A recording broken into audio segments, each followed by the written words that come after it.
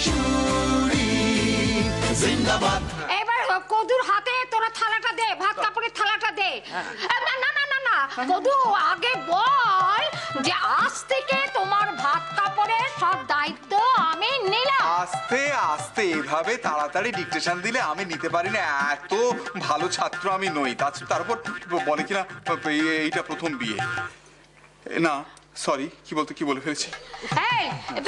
এইবার থালাটা ওর হাতে দিয়ে দে আর বল যে আজ থেকে তোমার ভাত কাপড়ের সব দায়িত্ব আমি নিলাম। হ্যাঁ বলছি, আজ থেকে ভাত কাপড়ের দায়িত্ব নিতে গেলে কত রোজগার করতে হয় সেটা আমার ঠিক জানা নেই। আমি তো লিখি 4টে কবিতা, তাই দিয়ে যা রোজগার হয় সেটাতেই ভাত কাপড় জুটিয়ে নিও। আর তুমি কিছু পারি না।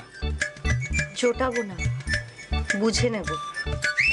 জিও মামা, তোমার গুড লেগ স্পটের বলটা মামি সোজা বাউন্ডারির উপর দিয়ে ছক্কা। এই ছি, বিহেভিয়ার ইয়োরসেলফ।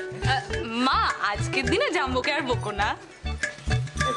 নে আবার বল, ভাত কাপড়ের ভার নিলাম বল। আমি তো আবার বল। আবার বলছি, আমি তোমার ভাত কাপড়ের দায়িত্ব নিলাম। হ্যাঁ ধরো, হ্যাঁ তাহলে হ্যাঁ ব্যাস হয়ে গেছে, এবার সবাই খেতে যাবে, অনেক বেলা গেছে, তোমরা সবাই যাও যাও যাও।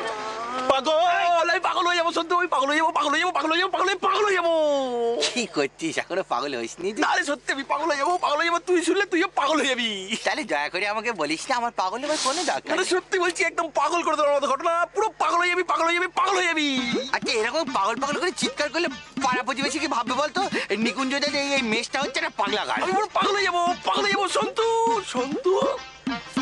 সন্তু আমার বিয়ে। তার গলাটা চাই। শোন, দুটো ডাক্তারের নাম লেখ, আবার যদি এদেরকে দেখা, আর পাগলের ডাক্তারের সঙ্গে আমার যোগাযোগ আছে, ওর সাথে পরে কথা বলে নিবি। আরে আমার সত্যি বিয়ে। তুই আমার সঙ্গে খিল্লি করছিস কেন? আমার সত্যি আমার বিয়ে হতে পারে না। একদমই হতে পারে না। কি করে তোর বিয়ে হবে? হ্যাঁ, সকালে ব্রাশ করা থেকে রাত্রি শুতে যাওয়া পর্যন্ত চাঁদাতে চলে। কোনো চাকরি করিস না, কিছু করিস না, নিজের পায়ে নিজে দাঁড়াতে পারিস নি। তুই অন্যের দায়িত্ব নিবি কি করে? ভালো করে নিজের পায়ে দাঁড়া, একটা চাকরি কর, তারপর বিয়ে কর। আমার চাকরি জোগাড় করার দরকার নেই, বিয়ে করলেই আমার চাকরি।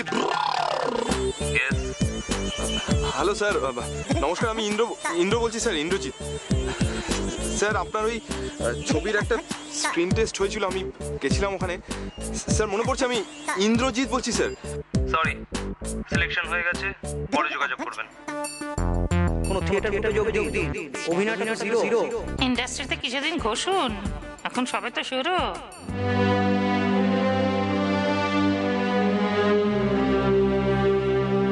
আমার নাম ইন্দ্রজিৎ, এর শেষ দেখে তবে আমি ছাড়ব। এই শহর থেকে আমি খালি হাতে ফিরে যাব না, আমি হেরে যাব না।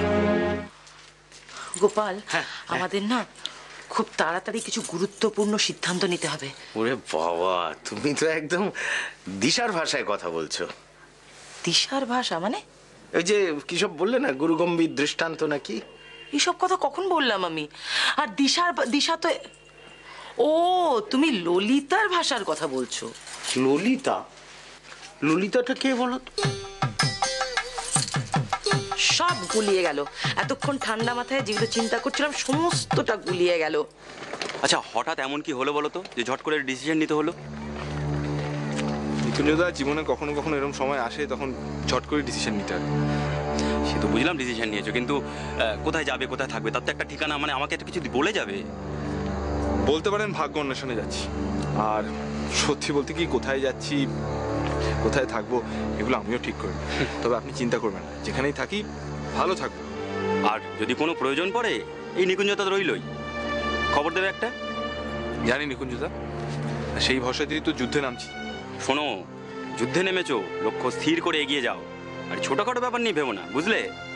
ভালো থেকো, সুস্থ থেকো, আর সাবধানে যেও। হ্যাঁ,